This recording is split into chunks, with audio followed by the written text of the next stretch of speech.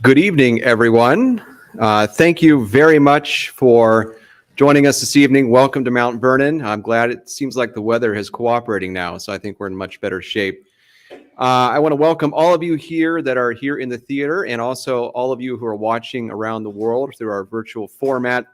My name is Jim Ambuske. I direct the Center for Digital History here at the Washington Library. I want to thank you all for joining us here this evening, wherever you are, and I particularly want to thank the Ford Motor Company Fund for sponsoring tonight's Ford Evening Book Talk. They are very generous in their support, and they make this program possible, and we thank them very much. Tonight, we are very fortunate to spend an evening with Dr. Julie Flavell, who I will introduce in just a moment, but just a few housekeeping items before we start tonight's main event. I do want to let you know that we have two exciting programs coming up here at Mount Vernon in the coming weeks. On June 3rd through the 5th, we'll be hosting the 2022 Mount Vernon Symposium. This is a 3-day event that will feature leading gardeners, historians, horticulturalists, archaeologists, and preservationists as they reconsider the importance of gardening, landscapes, and design in early America. The in-person symposium is sold out, but virtual tickets are available, and I encourage you to purchase yours today. And then on the 23rd of June, we're doing something in partnership with the Old Presbyterian Meeting House in Alexandria, who are celebrating their 250th anniversary in 2022, which is very exciting. We'll be welcoming authors Ellen Hamilton and David O. Stewart here to Mount Vernon to talk about their new books and to talk about Scotland and Revolutionary America and the many connections between those two places in that period. This will be a hybrid event, so you're welcome to join us here at Mount Vernon and also virtually as well. And you can find tickets for both events by going to mountvernon.org and looking at the calendar feature there on the main homepage. Now, it does give me indeed great pleasure to introduce to you tonight's featured speaker. Dr. Julie Flavell is a historian of the American Revolution who took her PhD at the University of College London. She is originally from the United States, but now she resides in one of my favorite places, Scotland, in Dundee in particular, and she has taught American history at universities in Dundee and Edinburgh. She is the previous author of a very important book called When London Was Capital of America. It wasn't always Washington, D.C. At one point, it was in fact London. But she's here tonight to talk to us about her marvelous new book, really engaging piece of work, The Howe Dynasty, the untold story of a military family and the women behind Britain's wars for America, which I should note is a finalist for the 2022 George Washington Prize. Dr. Flavell will offer us a short presentation followed by a brief chat with me, but then much more importantly, questions from you here in the audience at Mount Vernon and coming to us from around the world.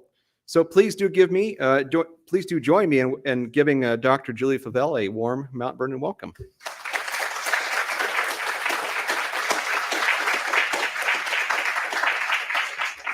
Thank you. Can everyone hear me? Right. Okay. Well, today I'm going to start with a question that I'm often asked at the end of my talks, which is, how did I become interested in the house? And the fact is that there isn't an easy answer to this because my interest in the house is longstanding and it's evolved over many years. I grew up in the Boston area where, of course, local stories about the American Revolution abound. That's where I got my interest in the subject. And I was always intrigued by the figure of General William Howe. He seemed to me like somebody with an unexplored backstory. He was the redcoat general who, if the stories are true, was so well liked when he arrived in Boston in May 1775 that American sharpshooters desisted from firing at him from behind the rebel barricades when they recognized him on Bunker Hill.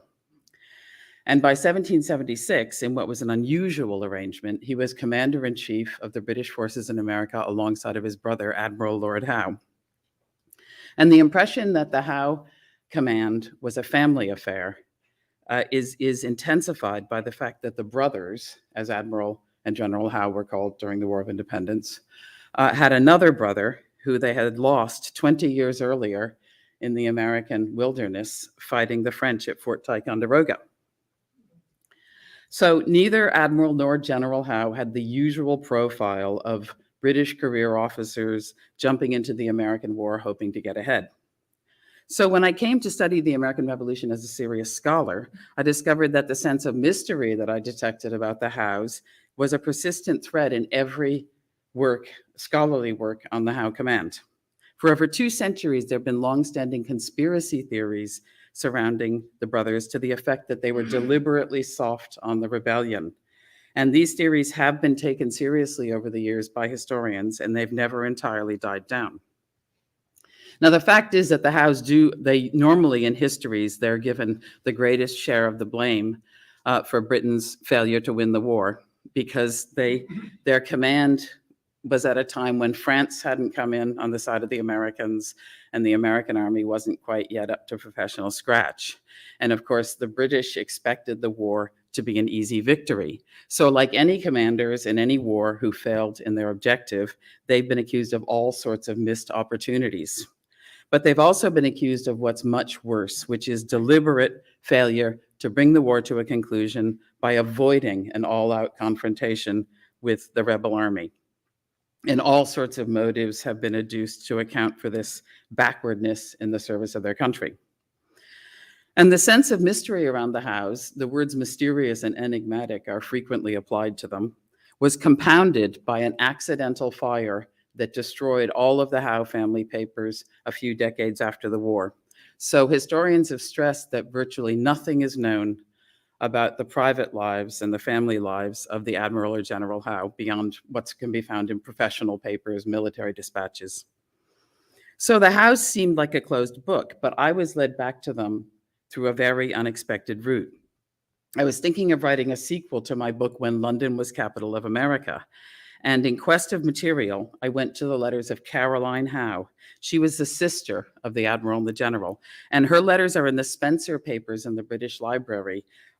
For over 40 years, she had a very close correspondence with a woman who was her closest friend, Lady Georgiana Spencer, the mother of the famous Duchess of Devonshire. And Caroline Howe left what was effectively a treasure trove of Howe family letters. And there's no doubt, I mean, in the letters were all sorts of information about her family, her brothers, and so on. And there's no doubt that these letters, which are part of a well-known collection in the British Library, would never, ever have been neglected if they'd been written by a brother of the Admiral and the General instead of a sister. So I decided to write a biography of the Howe Dynasty, the first ever. So today, instead of summing up my book in the time I have, I'm going to introduce 3 women who came alive through my research. And I'm going to introduce portraits from Earl Howe's private collection, some of which are extremely rare. And in the process, I'm going to show how much is lost when biographies of professional men ignore their families and ignore their private lives, because a lot of what was misunderstood about the brothers becomes clear in the context of their family. And I'm going to start with 2 Howe women who were well known in their day, but largely forgotten today.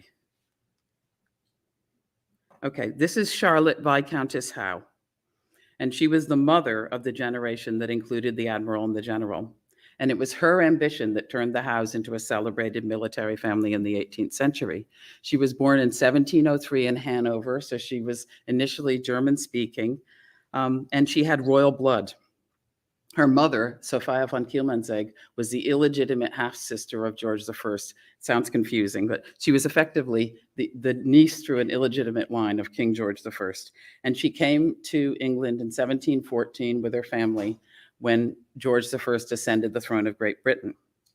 And this is her wedding portrait. She was married just a few years later when she was just 16 to Scrope, 2nd Viscount Howe from Nottinghamshire. Now, I don't think this was an arranged marriage, because Scrope Howe actually wasn't a great catch for somebody with royal blood. His family were relatively poor for aristocrats, and his title was an Irish title, and that means he didn't have a seat in the House of Lords. So if he wanted to be in government, he had to get elected to Parliament. And he was also only 20 when they were married, so it has all the hallmarks of a love match. But after 16 years of marriage, Scrope died, and he left Charlotte with huge debts and with 8 children, aged 13 down to a babe in arms. And so the Howe dynastic fortunes were in dire straits. A lot of this occurred because of the expense of parliamentary elections at the time. The Howe boys were too young to take up any government posts. Usually the resort of aristocratic families that fell on hard times was to find a well-paying post for one of their sons, but all the boys were still in school. So they were actually pulled out of Eton to save on school fees. And for some years, Charlotte and her children lived in the homes of various relatives. And things only changed for her when she got the only paying position that was thinkable for a woman of her rank in those days. And in 1743, she became lady-in-waiting to Princess Augusta. Augusta was the mother of the future King George III. When Charlotte joined Augusta's household, George was a 5-year-old prince. And since Augusta also spoke German, and Charlotte understood the court manners of both Germany and Britain, she was perfect for the post. Now, this job, it sounds very grand, but it didn't actually pay that well. And a lot of the money had to be spent on the expensive court dress that was an absolute requirement. It was almost a uniform. So she was required to wear expensive fabrics, satins, silks, and so on, gold buttons, all sorts of accessories, gold lace. The real value of the post was that it put Charlotte in a position to find suitable careers for her sons. And within a couple of years, she'd arranged for William, that's the future General Howe, to be made a page of honor at court. And this was a paying position for teenage boys of genteel families, usually genteel families that had fallen on some hard times. And in the post, they were groomed for army life. They learned horsemanship and so on, as well as serving at court.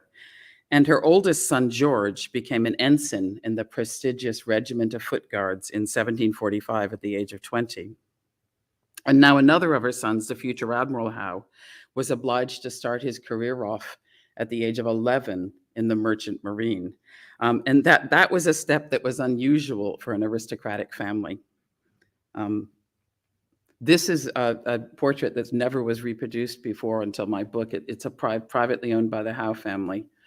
It's Richard looking extremely young. If any of you ever read about Admiral Howe, you always see him as a hardened old veteran. He was probably about age 30 when it was painted. The family tradition is that it was a wedding portrait. So he started off at age 11 in the Merchant Marine. Now this was considered to be ungentlemanly because officers in the Merchant Marines invested in their cargo. So it was considered to be going into trade.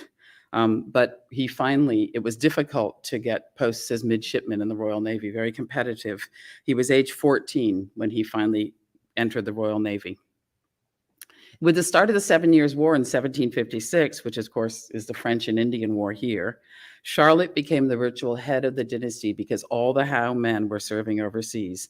And she was in a very influential position. She was a friend of Lady Yarmouth, the king's mistress, who by this time George II was the king. And through her influence, her eldest son, George Augustus, was made a brigadier general in America. And this ushered in the second greatest tragedy of her life. This is George in his guards regimentals and powdered hair. In 1758, George was killed at Ticonderoga. He had gone to America specifically with a remit to adopt American-style wilderness fighting into the British Army. And he went out ranging with the famous Rogers Rangers, who really liked him, and he introduced light techniques into his own regiment. And he insisted that the officer class do without luxuries, that they do without excessive baggage. They had to discard their gold braid and lace and cut their hair, which some of the officers objected about, but George was very strict. And his egalitarian manner made him very popular with the colonial troops.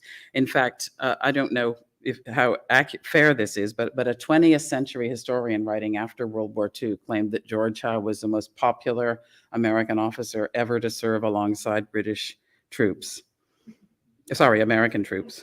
And after he died, Massachusetts raised a monument to him in Westminster Abbey, the colony of Massachusetts. His mother, Charlotte, didn't have long to grieve,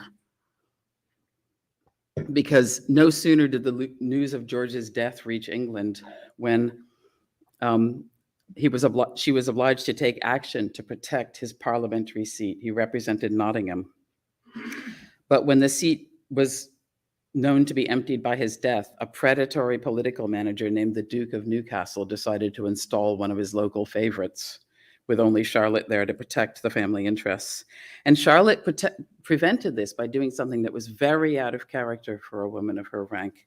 She appealed over the head of the Duke to the voters of Nottingham to give the seat to her younger son, William, and it worked. And she used dramatic language that carefully positioned her as a vulnerable female. She wrote, "Permit me to implore the protection of every one of you as the mother of him whose life has been lost in the service of his country." So, of course, the Duke threw up his hands, and William, who was the future General Howe, became the MP. And this was such an unusual thing for a woman of that time to do that it was reprinted in newspapers for years afterwards. And it shows Charlotte's skill, because Georgian women did get involved in politics, but they were supposed to stay strictly behind the scenes. And if they stepped too far into the public eye, could be heaped with criticism and even abuse. But for this episode, Charlotte was held up as the prototype of a stoical British mother of a military family and a grieving matriarch. Okay, now I want to talk about Caroline Howe. This is the only portrait remaining of her. You can see the Times in front of her. It was painted in 1812. The Times was a new newspaper then, the London Times. And she's sitting in her study, characteristically holding her pen. She was a famous letter writer, and it's her letters that are at the center of my book that are in the British Library now. She was the older sister to Admiral and General Howe and to George, who died at Ticonderoga. And she had been tutored by her mother to manage the careers of the Howe men, and she used connections at court and drawing room influence to pull strings for them. Now, just to show the bias of the day, Caroline was described as having a mind like a man. She was very clever, and she liked math, which was something a little unusual in ladies, Ben Franklin said when he met her. She was self-educated. She understood Latin, French, Greek. She read widely. She read anything, travel, literature, novels, the classics. But she was also athletic for the day she lived in. She was the only woman listed as a member of the Beaver Hunt from Rutland Castle in the 18th century, the single woman listed. And that's probably not because she loved blood sports, but because riding was an acceptable form of exercise for ladies in those days. Now, by the start of the Revolution, she was in her early 50s, and she was a widow. She'd married a man with the same last name who was no relative, so she kept her name of Caroline Howe. She lived in a townhouse in Grafton Street, a stylish townhouse that was 2 doors down from Admiral Howe. And it was to this house that she'd invite Benjamin Franklin to play a game of chess that would ultimately involve her brothers in the American War of Independence. The Franklin playing chess with Caroline Howe was a popular motif for 19th century artists. So this one's at Yale. The other is from a book, and I actually haven't been able to discover the artist. Now, Franklin, at this point, Franklin had been in London for over 10 years as a representative of a spokesman for the colonies. And in November 1774, 6 months before Lexington had conquered, Caroline sent a challenge to Franklin through a friend of hers who was a member of the Royal Society. And she said she heard he was a skilled chess player and she fancied she could beat him. She was very competitive, and she did play chess for money too. So what ensued was that Franklin came regularly to her house at number 12 Grafton Street. And he thought it was all innocent fun. He liked her very much. It was definitely a charm offensive. But what he discovered finally was that she was actually constructing a cover, because she was acclimatizing her neighbors in gossipy Georgian London to the sight of the easily recognizable American, who at this point was notorious for stirring up trouble in the colonies, coming to her home so that people would quit looking and quit paying attention. And on Christmas Day, she suddenly asked Franklin, did he want to meet Admiral Howe? And the upshot was that secret talks took place between Benjamin Franklin and Admiral Howe. And at this point, Admiral Howe was working for Lord Dartmouth. And Dartmouth was the only member of the British government at this stage who was trying to find a peaceful solution to the American crisis. The others were increasingly moving towards relying upon arms alone. And Howe asked Franklin for proposals that might satisfy the American leaders. The belief was that Franklin had his pulse on the Congress and knew what they might accept. Now, we know that this came to nothing, but Caroline was in on all the meetings. And I've discovered through her letters that she was the original link between the Howes and Dartmouth. The Howe brothers didn't know Dartmouth, and historians have wondered how the connection occurred. Caroline knew his wife through charitable work. And in October 1774, just days before she challenged Franklin to chess, Caroline was in the home of Lord Dartmouth, visiting Lady Dartmouth, who had a sick baby. And they discussed Dartmouth's ideas. Now, what Dartmouth wanted to do at this point was have a joint military diplomatic mission. The government had already determined to send British reinforcements to the armies in America, at Boston and probably New York. But Dartmouth wanted it to be accompanied by a spokesman who'd be empowered to speak with American leaders. And the idea was to stop the slide to war. And the Howes were obvious candidates because General William Howe had experience of American warfare, and the Howe family were popular in America because of George Lord Howe. And for their part, the Howes did not want to feel that their brother had died in vain. They felt they had an investment in the future of the colonies. So it was Caroline who drew her brother Richard into these secret talks, and probably thereby, through her, drew both the brothers into the War of Independence. Now, as we know, these talks were unsuccessful, and Franklin returned to America in March 1775 to join the Second Continental Congress. But the secret talks in London would eventually become part of the legend of the Howes, because rumors that they'd taken place began to spread during the war. And loyalists who were angry at the failure to end the rebellion claimed that Admiral Howe had been manipulated by Ben Franklin in these meetings. And I'll talk more about that in due course. And this leads me to the only non-Howe I've included in my album, Elizabeth Loring. Now, Admiral Howe arrived in America in 1776, and by then the brothers were joint commanders at that point of British forces. And it was by early 1777 that it was becoming clear that the war in America was stalling for the British.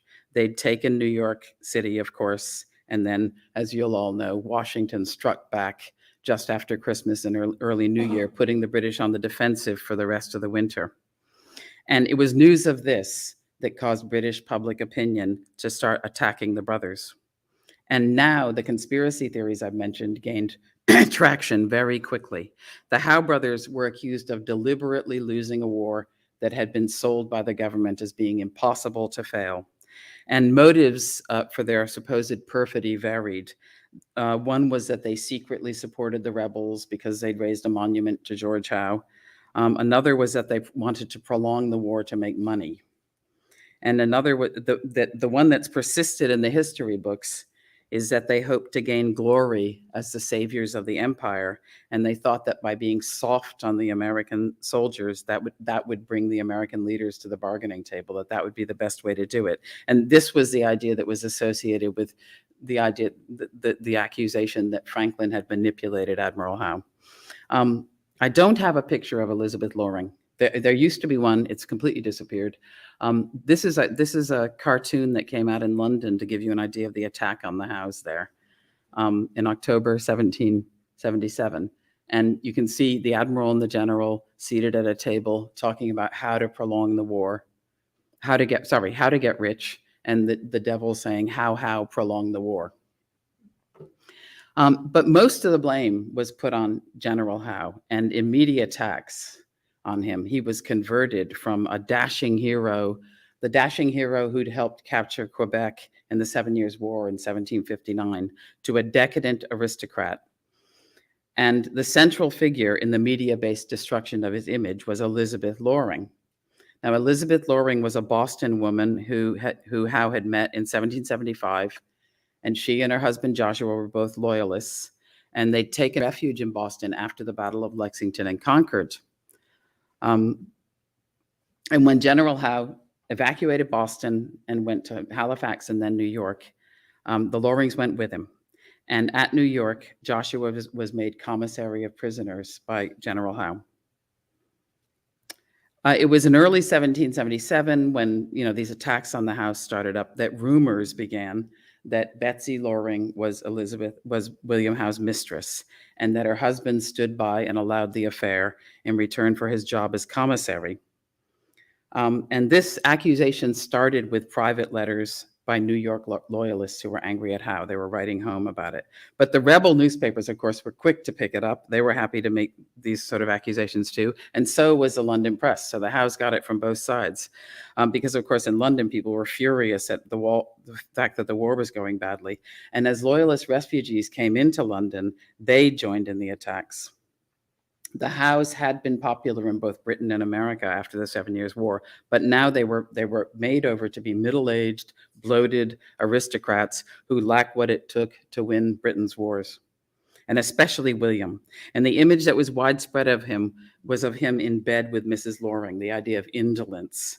And she was made out to be Delilah to his Samson. And you may have heard the rhyme written by Francis Hopkinson: Sir William, he, snug as a flea, lay all this time a-snoring in bed with Mrs. Loring. So that's just an example of the kind of thing that was going around.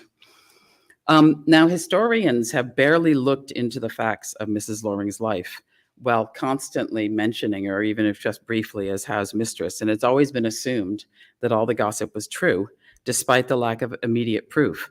But by looking at her through the lens of the Howe family, I've found that it's highly unlikely that she was his mistress. Elizabeth Loring was born in 1752. She was more than 20 years younger than William. She was born to the Lloyds, who were a well-to-do Long Island family.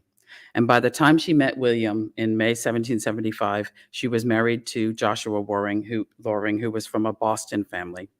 And just as the gossip goes, William surely did meet her as soon as he arrived in Boston, but not because of her supposed flashing blue eyes and blonde hair. That's how she's always described, although there's no picture to prove it. Her husband, Joshua, had served in the French and Indian War alongside William Howe at Havana in Cuba in 1762. And her uncle, James Lloyd, was a doctor who William believed had saved his life in 1758.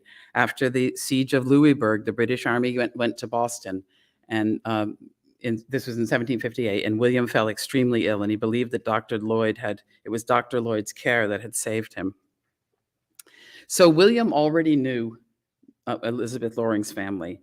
And the other fact that's been overlooked by historians is that when Elizabeth met William, she was 4 months pregnant, which is not an auspicious time to begin an affair. And that's a fact that military historians haven't bothered to look up, even though her son is in the Dictionary of National Biography. So all they have to do is look at his birth date and count backwards. Her baby was born in October 1775 and was named after the last royal governor of New Hampshire, John Wentworth. And the reason that matters is because John Wentworth had been her husband's employer before the war. And so they named the baby for this employer. And the Wentworths were related to the family of Frances Howe. She was General Howe's wife. When Governor Wentworth and his wife refugeed to London, they associated with Frances Howe. So it's simply unbelievable that William would choose as a mistress a woman whose friends and family were part of his own circle, who knew his wife, and in a day when rank mattered, who came from a respectable middle-class background. What William and Mrs. Loring thought of having their names tied together forever isn't known. She didn't leave any letters, and William Howe said nothing. But the episode does show an unpleasant misogynistic streak in the attempts to blacken the Howe name. And it's been by reconstructing his private world that I've been able to find out more about who Mrs. Loring really was. That was the lens by which I widened the picture of her. And also by going through the letters of the Howe women and women who were associated with them during the war, I know that the Howe women didn't believe the Loring rumor. But what they did mind very much was the attacks on General Howe by the British press, and the fact that, curiously, George Washington was lionized in the British press. So in concluding, before I turn over to Jim Ambusquet, and I did want to show, William, I thought I should include a portrait of him as I've been talking about him. There are no actual verified portraits of him taken from life. This is the one that you usually see in the biographies. But I just want to say in conclusion that too often male historical figures are written about entirely removed from their personal lives. No major female historical figure is ever studied in this way by compartmentalizing her professional life and treating her personal and family life as almost irrelevant or just a footnote. And through my book, I've shown that too much is missed or misunderstood when historians shun private papers and treat their subjects, usually men, as entirely public figures. Okay. Great.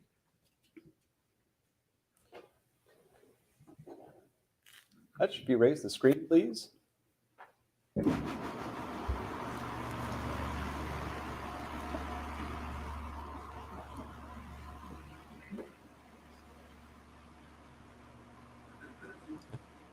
Now the awkward moment where we wait for this thing to go all the way up.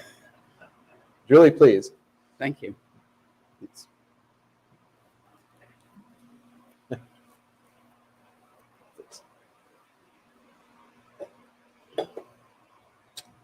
Well, thank you very much. That was terrific. This is actually my second crack at you, which I'm very fortunate for. As you reminded me, you know, we talked on a virtual setting last year, but then just before we got on stage, you mentioned that this is your first in-person talk. That's right. Thanks to COVID. Yeah. Well, we're very delighted to have you here and actually to present this marvelous book at Mount Vernon. I want to actually begin kind of where you left off, and we'll talk for a few minutes, and then we want to hear from our friends in the audience. But you were talking about the fact that we often compartmentalize the personal and private lives of military figures and men in particular, and we treat women differently. Take us back to that moment of discovery when you were contemplating writing that sequel to When London Was Capital of America, and you found those papers. What was that moment like, and what did you begin to see as you began to just read through them, and what came to your mind as you imagined what could be? Well, the first thing was that historians are quite emphatic writing about either Admiral Howe or General Howe that what they did ashore, well, in the case of Admiral Howe, what he did ashore or whatever is almost a mystery, and nothing is known about their personal lives. But the letters Caroline wrote to her friends contain a wealth of detail about personal lives, what was going on in the Howe family, what people felt, what they thought. And although she didn't directly write about politics very often, although she followed the political scene very closely, from her letters, I've been able to reconstruct who the brothers knew, what important political figures they knew, even when they were seeing them. And so I started realizing the first layer was to say, oh, come on, it's impossible to find out anything about their personal lives. Well, here it all is. I mean, it's just one gossip sheet after another. She and Lady Spencer were close confidants. And the second was that I started realizing that upon closer inspection, there really was a lot to be deduced about the Howes and their political contacts from Caroline's letters. She also followed politics very closely. She was visited a lot by leading politicians of the time who liked playing cards with her. And whatever contacts the brothers had, she had as well. She assisted in working to get Admiral Howe named as peace commissioner, for example, during the War of Independence. And I can actually, at the beginning, at the outset of the war, and I can actually follow in her papers people she was visiting who were part of this decision and the times at which she visited them, even though in the letters she doesn't directly talk about what was going on. But it all matches up. And that was how I was able to match up the fact that she was the contact with Lord Dartmouth, because she was in his house just days before she issued the first invitation to Franklin. The political machinations in engineering is quite remarkable to me. And you had mentioned this a little bit during your talk, that it was considered uncouth for one to operate in the political sphere. To what extent were they violating these so-called conventions and placing themselves in a position where they could receive potential criticism or disdain from their social equals or potentially their social betters? Well, I think one thing that's interesting about the Howe women is that they were a family. It tended to run in families, women who had a family tradition of, working parlor politics, you can call it. Um, and the Howe women were very canny at it.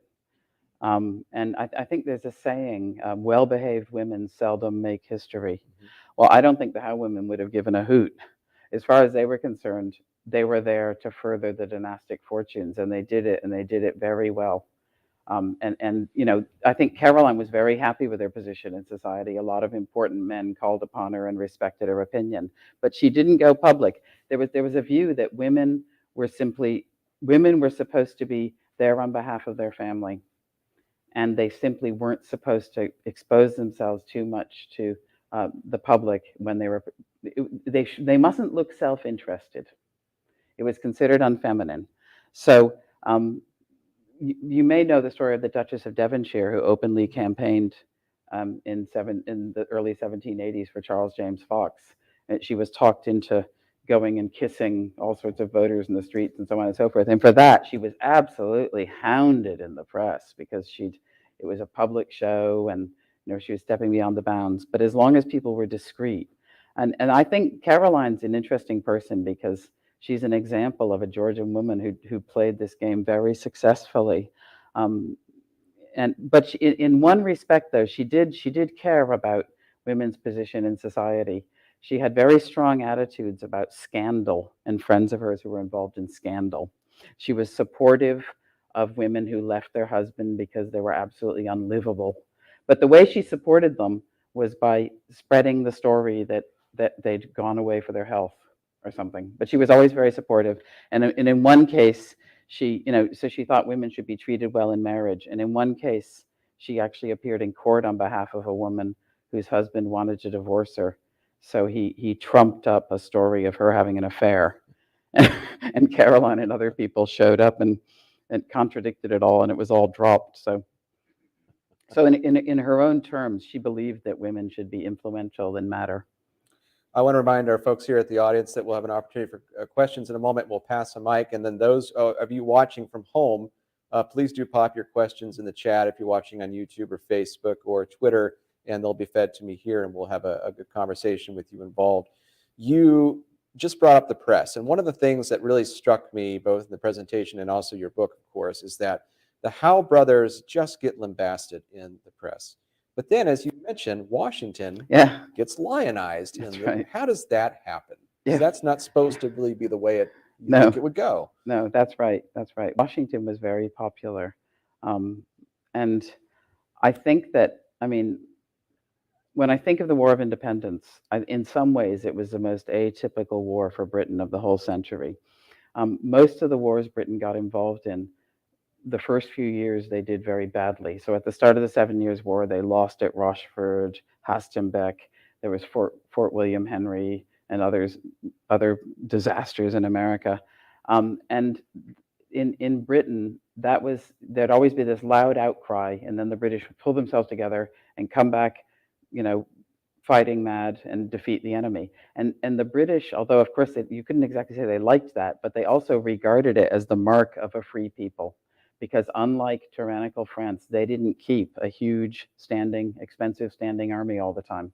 Instead, they weren't really prepared for war, but as free people, when war happened, they pulled themselves together. The War of Independence was a completely different narrative.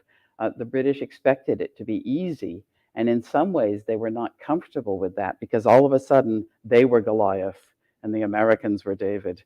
And I think that I think that some of the admiration of George Washington comes from that.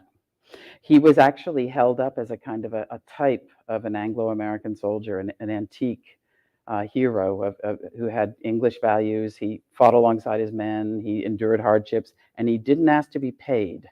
That impressed people very much, whereas the Howes were false. They were paid, but they were falsely accused of trying to make a fortune off the war. So in the end, it was the Howes who were heaped with abuse because they should have been able to win this war, and instead, as old roués or whatever they were meant to be, they'd failed, and Washington was held up. What's interesting is that the Americans also wrote newspaper pieces where they pictured General Wolfe, who'd won Quebec and died in 1759, and George Lord Howe, the very popular George Lord Howe, as coming back as ghosts or whatever, and saying, if I'd still been alive, I would have been on the American side. So the Howe brothers were depicted as having become debauched middle-aged Howes who were now absolutely awful, and this kind of attitude was even in the private circles of the Howes. I found an account a woman wrote of being at a tea table with a duchess and another woman who was actually a good friend of the Howes, even a friend of William's.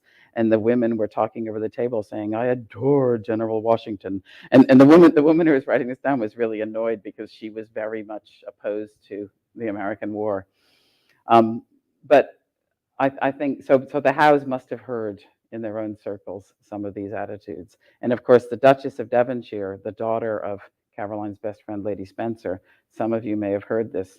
She used to wear blue and buff to show her support for Washington, which probably, I know it irritated her mother. I never found out what Caroline thought about it. Well, last question from me before we turn to the audience. Speaking of the Howes and Washington, what was their relationship like? They had a few engagements, you might say, in the summer of 1776 in New York, and it didn't go so well for George Washington there for a while until a quick victory that winter. But what was their dynamic like as you had two commanders in chief of the British Army and the Royal Navy versus I guess they would say, a pretended commander in chief of a rebel army? What was their dynamic? Well, Washington. Howe was aware after Bunker Hill that George Washington, of course he wasn't at Bunker Hill, but he drew a lot of lessons from it. And what he wanted to do was maneuver the British into marching into rebel fire again with the Americans. Actually, William wrote about this, with the Americans safe behind ramparts and nothing at their backs so they could run away. And William said, he said if he could just get them into a position like that and get them to feel safe so they'd be firing away at the British and they could go away around back. And it's true, at Brooklyn, Washington was hoping that he'd reprise Bunker Hill with the Americans barricaded in, firing at the British. And Howe pretended to play that for him while sending his army around back to cut off the Americans. And in fact, Washington was so sure of himself that initially he was bringing troops over from from Manhattan to reinforce the fort in Brooklyn. And then he suddenly realized that within one day, because the British had adopted a siege approach instead, they were going to be able to, their fire was going to be able to hit the Americans. And furthermore, the British Navy could come up the East River. And that was when he, did his famous evacuation over to Manhattan. And I think it only succeeded because there was a storm. So he did it under cover of a storm. And I think, but basically, I think that, they've been compared a lot. I don't know if people have found that in their reading. Washington and Howe have often been compared because they had these similarities. They were similar in height, similar in age. They were supposed to both be completely fearless under fire. And historians have also said neither was ever wounded. But in fact, I found out William was wounded in the 7 Years' War at one point. And they also were alike in other ways that aren't usually pointed out. They both had never been commanders-in-chief at the start of the war. And they both privately expressed some trepidation at the prospect of this. And William wrote, when he was informed he was going to become commander-in-chief in Boston, he wrote to his brother and said, I think this may be a bit much. It was partly because he was aware the American war could stall. And that letter's gone, but Richard, rewrote it to sound different and wrote to Lord Germain about this. But I think both of them, at the outset wondered if it was something they were untried generals, as it was put. Well, that's enough for me. Thank you very much for indulging me. Do we have any audience questions? Folks out here would like to ask a question? Yes, sir. Thank you. It's on? Okay, thank you. Was there another generation of Howes? This is kind of, you call it a dynasty, but were there more Howes later on? Oh, well, there were no more famous military figures, but that's an interesting question because there were 8. The family actually did pretty well. Scrope Howe and Charlotte Howe actually had 10 children, and only 2 died young, which in those days was extremely good going.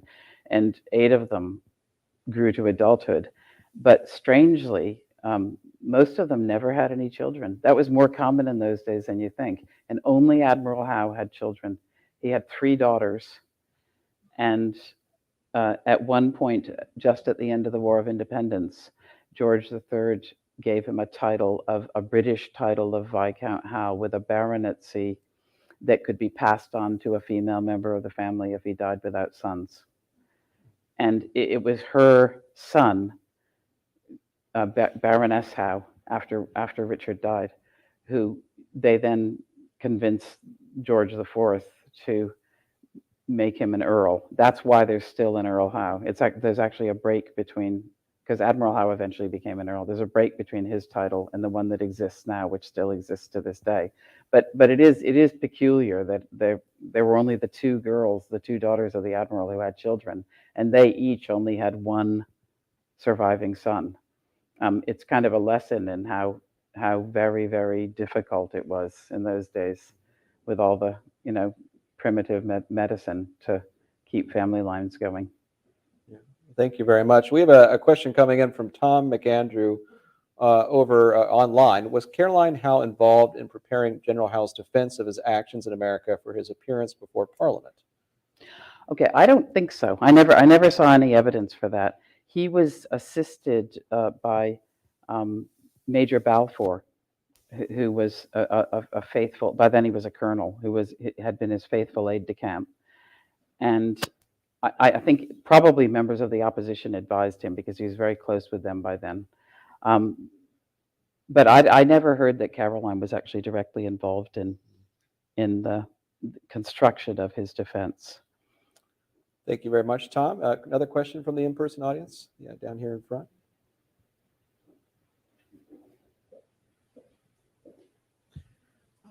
First, I was I really enjoyed the book. You mentioned Caroline as a very sort of avid gambler, playing aggressively for a lot of money. Yeah. And I guess my question was, talking about how the Howe family finances had sort of depreciated at the start. How much money is actually changing hands at these games? Are they sort of running up tabs against each other, or are they really sort of gambling away all these sums seemingly all the time? Well, that's an interesting question, because in the generation after Lady Spencer and Caroline, which included the Duchess of Devonshire and Charles James Fox, people started gambling for spectacular sums of money. And I've seen letters of Caroline saying, "Can you credit it? He lost £4,000 in one night," and this kind of thing, which is just an eye-watering sum in those days. Caroline sometimes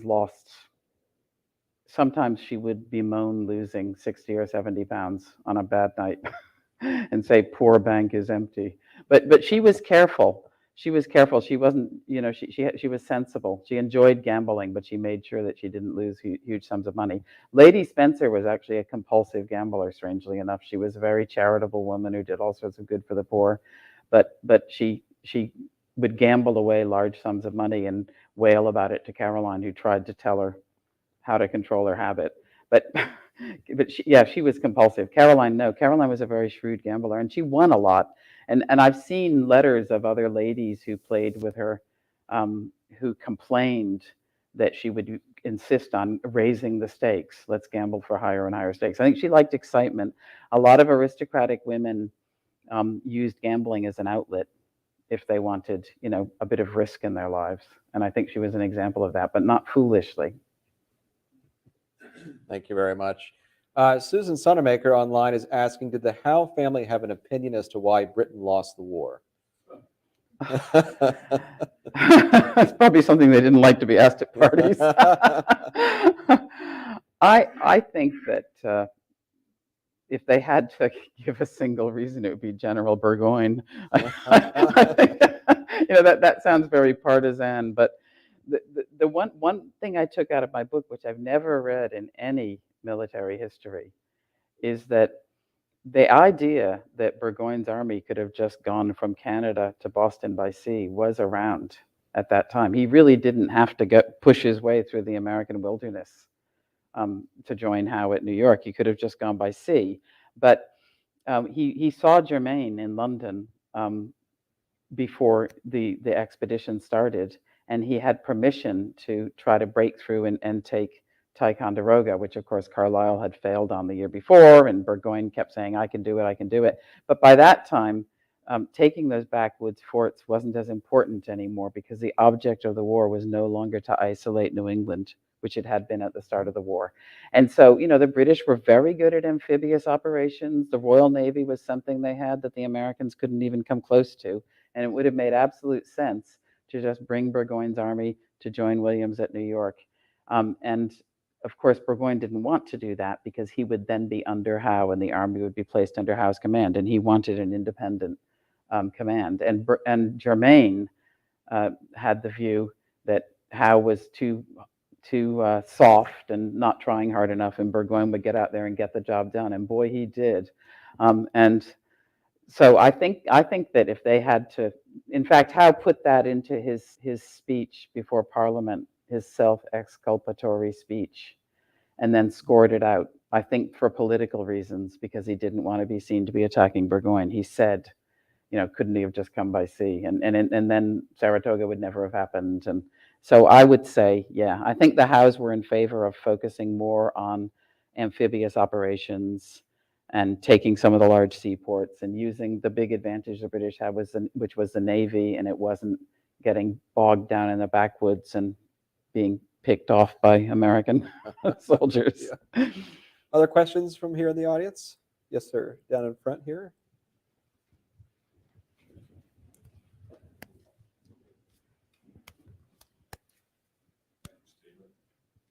A lot of historians have certainly said that the failure of Burgoyne was certainly Burgoyne's, but that Howe decided to go to Philadelphia instead of going up the Hudson River and at least threatening. He did send Clinton up, but it was a little late when that finally happened. You implied that there was never an agreement. But on the other hand, O'Shaughnessy in The Men Who Lost America very clearly states that orders from London had indicated that at least the prime minister and the king expected Howe to go up the Hudson River and at least threaten the armies of Arnold and Gates before they contested with Burgoyne. How do you see that? Well, I'm not aware of any direct orders Howe ever had to actively go up the Hudson and assist Burgoyne. Clinton did that after he got messages from Burgoyne saying, I'm in a lot of trouble. Clinton was worried. He came back from London before Howe departed from New York for Philadelphia. And he did say, maybe we should just go up the Hudson first. But he knew that Howe had complete approval to go to Philadelphia. He did know that. It had been approved in London. What he was afraid of was that Washington would attack New York instead. So Clinton wasn't about to go scooting up the Hudson until he got word from Burgoyne that he was in trouble. Burgoyne, when Howe started getting a rumor that Burgoyne had been defeated at Saratoga, he didn't believe it at first, because Burgoyne could have just retreated back to Ticonderoga. He really didn't have to cross the Hudson. But he'd made such a thing out of, I'm not going to be like Carlisle. I'm not going to, go back, and I'm going to take all these forts, and I'm going to, get to the top of the Hudson. But I'm not Howe definitely did not have orders to go up and help. I have to say, I think the whole campaign was a shambles. I mean, why Howe was told to go ahead to Philadelphia and Burgoyne was told to proceed overland. But I think that a lot of the blame for that, I'm afraid, is in London. There wasn't a clear, overarching idea of what the point of those two of the whole campaign was. And sorry, not to get into too much detail, but Germain had worked closely with William Pitt in the 7 Years' War. And all of the American expeditions that Pitt planned, they had these different prongs, like going up the Hudson and coming down and so on and so forth and attacking forts. Every one of them was designed to complement each other, but they could also stand alone. If one failed, the other ones wouldn't be endangered. Okay, and I think that the other thing that Pitt did was he picked generals who were very, very ambitious. And I think that Germain had this idea that Howe was too fuddy-duddy. He was thinking of his old mentor Pitt. He'd pick Burgoyne because he was, this really gung-ho type. But he didn't follow the one Pitt's rule, which was make sure that every campaign can stand on its own, and if it fails, it's not going to be a complete disaster. In the end, I don't think Burgoyne was totally clear what his objective was supposed to be, except that he was determined to get across the Hudson. I hope that answers your question, but I'm not aware. Howe certainly was not ordered to go up and help Burgoyne first. There's absolutely no doubt about that.